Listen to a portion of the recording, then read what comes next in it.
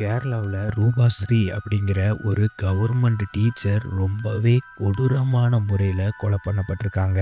இவங்க கேஸை பார்க்கும்போது பல திருப்பங்களும் பல எதிர்பாராத விஷயங்களும் நடந்திருக்கு. ஸ்கிப் பண்ணாமல் ஃபுல்லாக பாருங்கள். அப்போ தான் இந்த கேஸை பற்றி உங்களுக்கு ஃபுல்லாக தெரியும். இதில் இருந்து உங்களுக்கு தேவையான விஷயங்களை கற்றுக்கவும் செய்வீங்க. இந்த வீடியோக்குள்ளே போகிறதுக்கு முன்னாடி நம்ம சேனலை சப்ஸ்கிரைப் பண்ணிடுங்க. இந்த வீடியோவையும் அப்படியே லைக் பண்ணிடுங்க. அதுதான் நீங்கள் எனக்கு பண்ணுற ஒரு மிகப்பெரிய உதவி. வாங்க பார்க்கலாம்.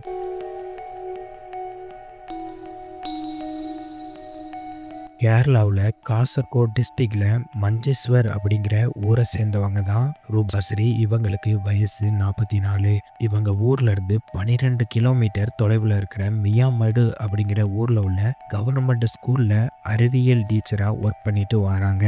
இவங்களுடைய ஹஸ்பண்ட் சந்திரசேகர் பொலிட்டீஷியனாக இருக்கிறாரு. இவரும் ஒரு ஸ்டாண்டர்டான வருமானத்தை கொண்டவர். இவங்களுக்கு மொத்தம் 2 குழந்தைங்க. 2 பேருமே பசங்க தான். ஒருத்தன் காலேஜ் படிக்கிறான், ஒருத்தன் ஸ்கூல் படிக்கிறான். டீச்சர் காலையில் 8:30 மணிக்கு முன்னாடி அவங்களுடைய 2 பசங்களையும் ஸ்கூலுக்கும் காலேஜுக்கும் அனுப்பி வச்சுட்டு அவங்க ஹஸ்பண்டுக்கும் சமைச்சு கொடுத்துட்டு அதுக்கப்புறமா ஸ்கூலுக்கு 8:30 மணிக்கு கிளம்பி போவாங்களாம். அங்கேருந்து வீட்டுக்கு ஸ்கூல் முடிஞ்சதுக்கு அப்புறமா 5:30க்கு வீட்டுக்கு திரும்பி வருவாங்களாம். 12 கிலோமீட்டர் டெய்லி போயிட்டு தான் வருவாங்களாம். அவங்களுக்கு தனியாக ஸ்கூட்டி வச்சுருக்காங்க. ஸ்கூட்டியில் தான் போயிட்டு வருவாங்களாம். இவங்க ஹஸ்பண்டும் காலையிலேயே வீட்டை விட்டு போயிட்டு திரும்ப வர்றதுக்கு ஒரு 7 மணி 8 மணி ஆகுமா. இப்படி தான் இவங்களுடைய ரெகுலர் லைஃப் போயிட்டு இருந்திருக்கு. அது சரியா ஜனவரி 16, 2020 அன்னைக்கு ரூபாஸ்ரீ காலையில் இவங்க பசங்களை ஸ்கூலுக்கும் காலேஜுக்கும் அனுப்பிட்டு ஸ்கூலுக்கு கிளம்பி போகிறாங்க. போனவங்க திரும்பி வரலை. இவங்க ஹஸ்பண்டு 7 மணி போல் வீட்டுக்கு வராரு. வீட்டுக்கு வரும்போது இவங்க 2 பசங்க தான் இருக்காங்க. பட் ரூபாஸ்ரீ அங்கே இல்லை. உடனே அவங்க பசங்க கிட்ட கேட்குறாரு, அம்மா எங்கேயாவது போயிருக்காளா அப்படின்னு கேட்கும்போது அவங்க தெரியலப்பா, அம்மா இன்னும் வரல, நாங்கள் நினச்சோம் உங்ககிட்ட சொல்லிட்டு போயிருப்பாங்க அப்படின்னு, உங்களுக்கும் தெரியாதா அப்படின்னு ஷாக் ஆகுறாங்க. உடனே அவர் ஸ்கூலுக்கு கால் பண்ணுறாரு. ஸ்கூலில் யாருமே எடுக்கல. ஏன்னா அந்த டைமில் ஸ்கூலில் யாருமே இருக்க மாட்டாங்க. உடனே பிரின்சிபலுக்கும் கால் பண்ணுறாரு. பிரின்சிபல் எடுத்துட்டு அவங்க பர்மிஷன் கேட்டுட்டு மதியமே கிளம்பி போயிட்டாங்க. ஏதோ ஒரு எமர்ஜென்சி அப்படின்னு சொல்லிட்டு கிளம்பி போயிட்டாங்க அப்படின்னு சொல்கிறாரு. அப்போது எனக்கு எதுவுமே தெரியாத, என்கிட்ட எதுவுமே சொல்லலையே அப்படின்னு இவரை சொல்லும்போது, ஐயோ எனக்கும் தெரியாது சார், ஏதோ ஒன்று அப்படின்னு சொல்லிட்டு ஒரு லெட்டர் கொடுத்துட்டு அவங்க கிளம்பி போயிட்டாங்க அப்படின்னு பிரின்சிபல் சொல்லிட்டு ஃபோனை வச்சிடுறாரு. ஸோ இவர் என்ன பண்ணுறாருனா இவங்களுக்கு தெரிஞ்ச டீச்சருக்கு எல்லாத்துக்கும் அடிக்கிறாரு. டீச்சரும் சேம் பதில தான் சொல்கிறாங்க. அவங்களுக்கு ஏதோ எமர்ஜென்சின்னு சொன்னாங்க, கொஞ்சம் பதட்டமாக இருந்தாங்க. அதுக்கப்புறம் லெட்டர் எழுதி கொடுத்துட்டு அவங்க கிளம்பி போயிட்டாங்க சார் அப்படின்னு சொல்ல, உடனே இவங்க சொந்தக்காரங்க இவங்களுக்கு தெரிஞ்ச எல்லாத்துக்குமே அடித்து கேட்குறாரு. அங்கேயும் பதில் வரல. எல்லாருமே இல்லை, அவங்க வரல அப்படின்னு தான் எல்லாருமே சொல்கிறாங்க. பதட்டமான இவர் உடனே போலீஸ் ஸ்டேஷனுக்கு போய் கம்ப்ளைண்ட் ரெஜிஸ்டர் பண்ணுறாரு. என் பொண்டாட்டியே காணலை, ஸ்கூலுக்கு வேலைக்கு போனவங்க மதியம் எமர்ஜென்சி அப்படின்னு கிளம்பி போயிருக்காங்க, திரும்ப வீட்டுக்கு வரல, என்கிட்டையும் எதுவுமே சொல்லலை சார் அப்படின்னு கம்ப்ளைண்ட் கொடுக்குறாரு. போலீஸ்காரங்களும் உடனே எல்லா இடத்துலையுமே தேடுறாங்க. பட் அவங்களால அன்னைக்கு கண்டுபிடிக்க முடியல. அடுத்த நாள் சைபர் கிரைம் இவங்களுடைய செல்லை ட்ராக் பண்ணுறாங்க. கடைசியில் எங்கே இவங்க டவர் கிடச்சிருக்கு அப்படின்னு பார்க்குறாங்க. லொக்கேஷனை பார்க்கும்போது துருக்கி பள்ளம் அப்படிங்கிற ஏரியாவில் தான் இவங்களுடைய ஃபோன் சுவிட்ச் ஆஃப் ஆகிருக்கு. ஸோ அந்த ஏரியாவை சுற்றி போலீஸ்காரங்க எல்லா இடத்துலையும் பார்க்குறாங்க. அப்படி பார்க்கும்போது அவங்களுடைய பைக் அங்கே நிற்குது. இந்த பைக்கு துருக்கி பள்ளத்தில் இருக்கிற ஹாஸ்பிட்டல் பக்கத்தில் ஸ்டாண்டு போட்டு கரையில் தான் பார்க் பண்ண நிலையில் நிற்குது. உடனே அவங்க என்ன நினைக்கிறாங்க அப்படின்னா, ஒருவேளை ஆக்சிடெண்ட் ஆகிருக்கலாம், ஸோ அதனால் ஹாஸ்பிட்டலில் இருக்கலாம் அப்படின்னு அங்கே உள்ள இடத்துல எல்லா இடத்துலையும் கேட்டு பார்க்குறாங்க. ஹாஸ்பிட்டலில் போய் பார்க்குறாங்க. பட் அங்கேயும் அவங்க வரல.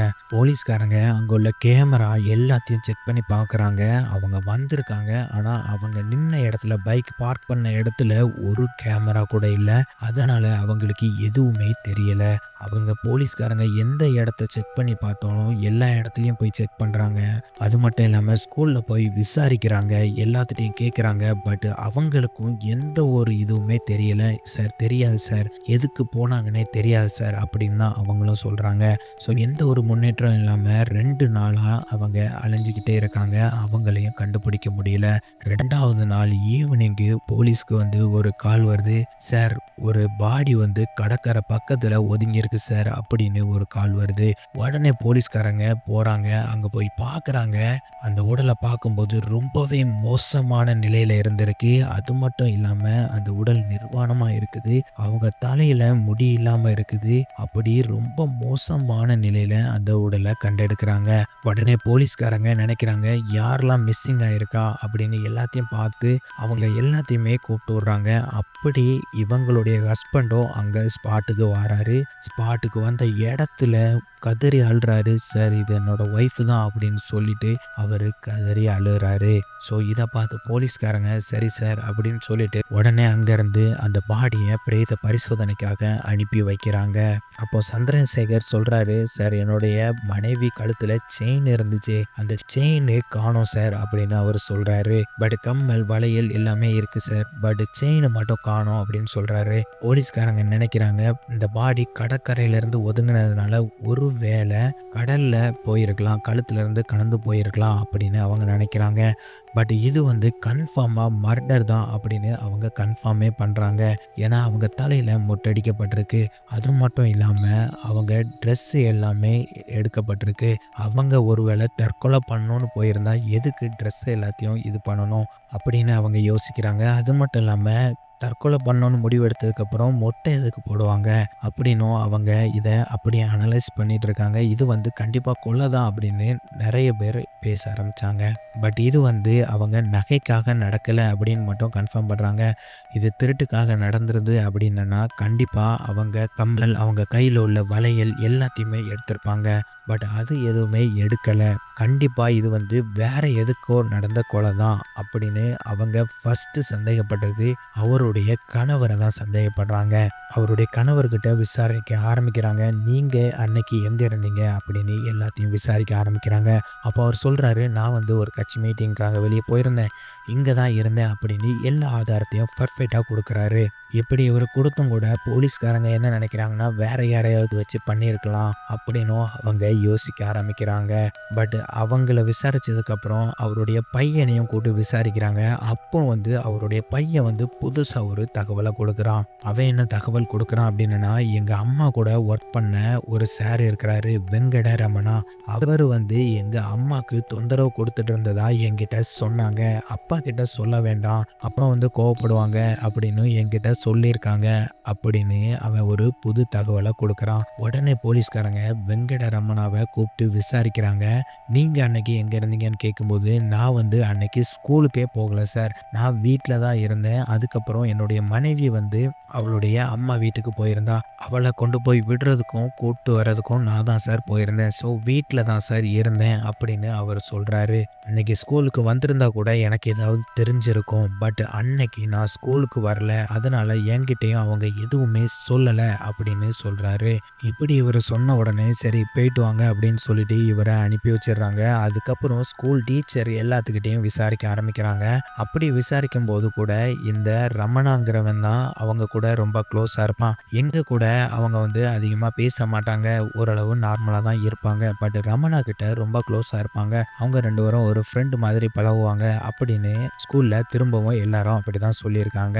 ஸோ போலீஸ் வந்து ரமணா மேலேயும் ஒரு கண்ணு வச்சுக்கிட்டு அவங்க ஹஸ்பண்டான சந்திரசேகர் மேலே தான் அவங்க திரும்பவும் டவுட் பட ஆரம்பிக்கிறாங்க. சந்திரசேகர் என்ன பண்ணியிருக்காரு, அவங்க கால் ரெக்கார்டு எல்லாத்தையுமே எடுத்து திரும்ப பார்க்குறாங்க. ஏன்னா ஒரு பொண்டாட்டி இறந்துட்டா அப்படின்னா முக்கால்வாசி 90% சந்தேகம் அவங்க ஹஸ்பண்ட் மேலே தான் போலீஸ்காரங்களுக்கு வரும். ஸோ அவரை தான் திரும்ப விசாரிக்க கூப்பிடுறாங்க. அவர் சைடே தான் போலீஸ்காரங்க பார்த்துட்டு இருந்திருக்காங்க. ஸோ இந்த கேஸ் வந்து கொஞ்சம் கொஞ்சமாக தள்ளி போயிட்டே இருக்குது. அதுக்கப்புறம் இந்த கேஸை வந்து சைபர் கிரைம்கிட்ட ஒப்படைக்கிறாங்க. சைபர் கிரைம்கிட்ட இந்த கேஸை ஃபுல்லாக வந்ததுக்கப்புறம் அவங்க வந்து ஒவ்வொன்றா அனலைஸ் பண்ண ஆரம்பிக்கிறாங்க. அவங்களுடைய ஃபோனு ரெக்கார்டு எல்லாத்தையுமே டீட்டெயிலாக பார்க்க ஆரம்பிக்கிறாங்க. அப்படி பார்க்கும்போது அவங்க ஸ்கூலை விட்டு வெளியே போகிறதுக்கு முன்னாடி ஒரு நம்பர்லேருந்து ஒரு கால் வந்திருக்கு. அந்த நம்பர் யார் அப்படின்னு பார்க்கும்போது அந்த நம்பர் வந்து ஃபேக் ஐடியிலேருந்து வாங்கப்பட்டிருக்கு. ஸோ அப்போவே போலீஸ்காரங்க கன்ஃபார்ம் பண்ணுறாங்க இது வந்து ஒரு திட்டமிட்ட படுகொலை அப்படின்னு சைபர் கிரைம்லேருந்து கன்ஃபார்ம் பண்ணுறாங்க. ஸோ அந்த ஃபோன் நம்பர் வந்து கடைசியாக எங்கே பேசப்பட்டிருக்கு, எங்கே வந்து ஆன் ஆகி ஆஃப் ஆகிருக்கு அப்படின்னு பார்க்கும்போது இந்த ரமணாவுடைய வீட்டு பக்கத்தில் அந்த சைடு அவன் இருக்கிற ஏரியாவில் தான் ஆன் ஆகி ஆஃப் ஆகிருக்கு. ஸோ சைபர் கிரைம் போலீஸ் வந்து அவங்க ஹஸ்பண்ட் மேலே உள்ள பார்வையை அப்படியே எடுத்துட்டு இந்த ரமணா மேலே கவனத்தை செலுத்துகிறாங்க. இந்த ரமணாவை திரும்பவும் கூப்பிட்டு விசாரிக்க கூப்பிடுறாங்க.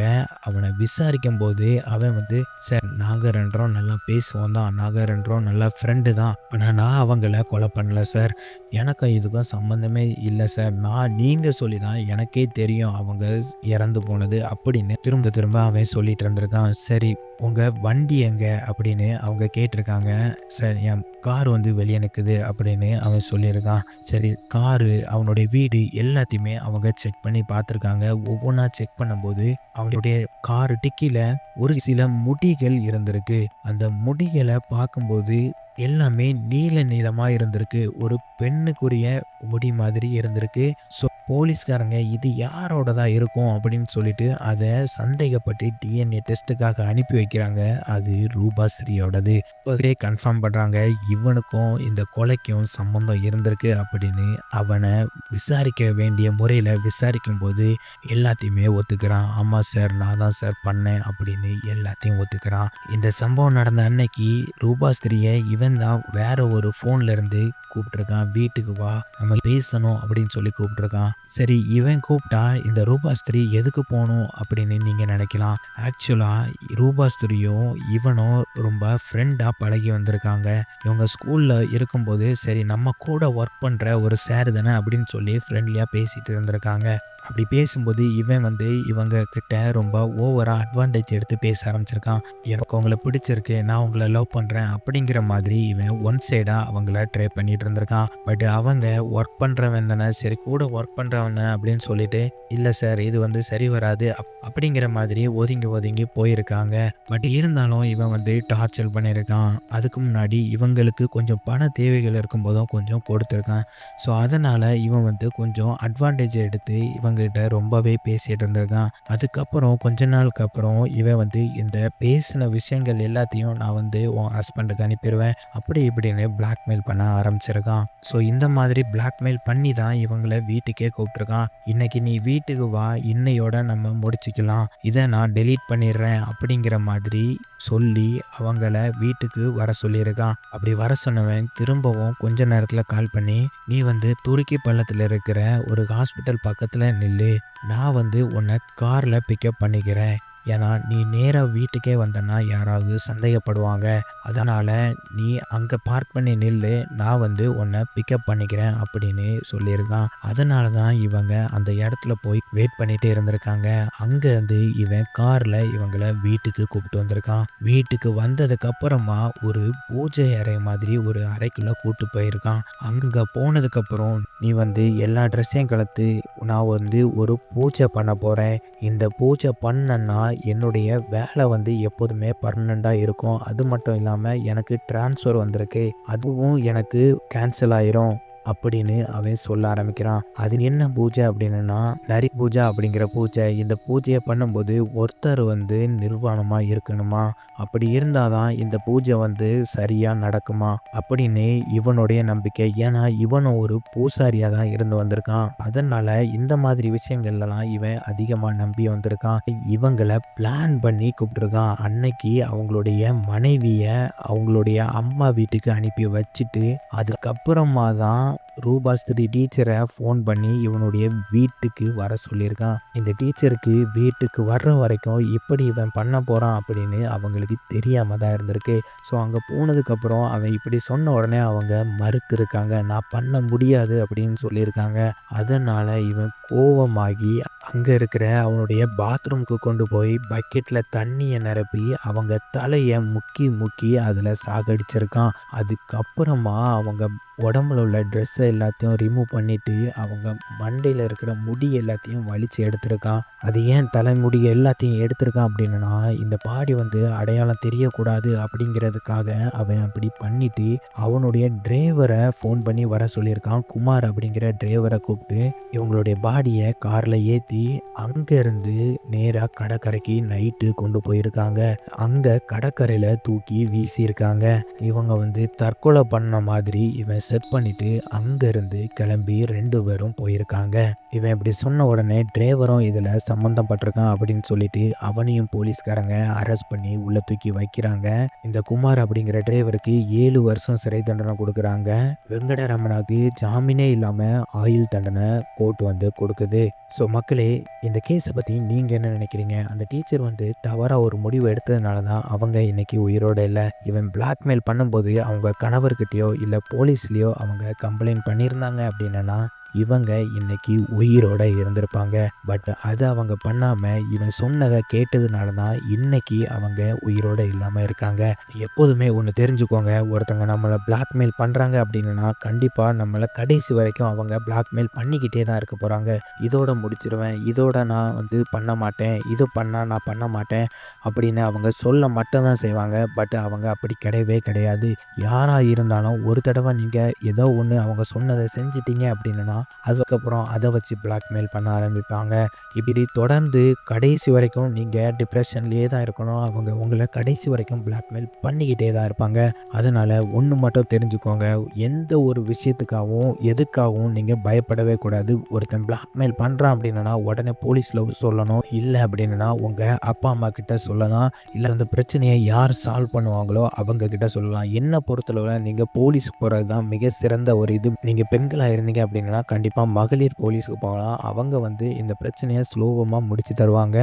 எந்த ஒரு விஷயமும் நீங்கள் இது நான் சொன்னேன் அப்படின்னா கேவலம், எனக்கு அசிங்கமாயிரும் அப்படி இப்படின்னு நீங்கள் நினச்சிங்க அப்படின்னா அதை விட ஒரு பெரிய பிரச்சனையில் நீங்கள் மாட்டிகிட்டு இருப்பீங்க. கடைசி வரைக்கும் அவங்க உங்களை பிளாக்மெயில் பண்ணி கடைசி வரைக்கும் அவங்க நிம்மதியை கெடுத்துக்கிட்டே தான் இருப்பாங்க. அதனால் எப்போதுமே தைரியமாக நீங்கள் அவங்ககிட்ட பேசினாலே அவன் பயந்துருவான். உங்களுடைய பயம் இன்கேஸ் நீங்கள் பயந்தீங்க அப்படின்னா அவன் உங்கள் தலையிலேயே ஏறி மிதிக்க ஆரம்பிச்சிருவான். ஸோ அதனால் என்றைக்குமே நீங்கள் தைரியமாக போல்டாக பேசினாலே அவன் பயந்து ஓடிடுவான். நான் போலீஸில் சொல்லிடுவேன்னு சொன்னாலே பாதி பேர் உங்களை பிளாக்மெயில் பண்ணுறதை நிப்பாட்டிடுவான். ஸோ இதை மட்டும் மறந்துடவே செய்யாதுங்க. அது மட்டும் இல்லாமல் உங்களுடைய பிள்ளைகள்கிட்டையும் நீங்கள் எப்போதுமே எல்லாத்தையும் சொல்கிற மாதிரி அவங்க எல்லாத்தையும் உங்ககிட்ட ஷேர் பண்ணுற மாதிரி நீங்கள் நடக்கணும். உங்களை கண்டாலே பயப்படுற மாதிரி நீங்கள் நடந்தீங்கன்னா உங்கள் பிள்ளைகள் உங்ககிட்ட எதுவுமே சொல்லாது. உங்களுடைய மனைவியாக இருந்தாலும் எதுவுமே சொல்ல மாட்டாங்க.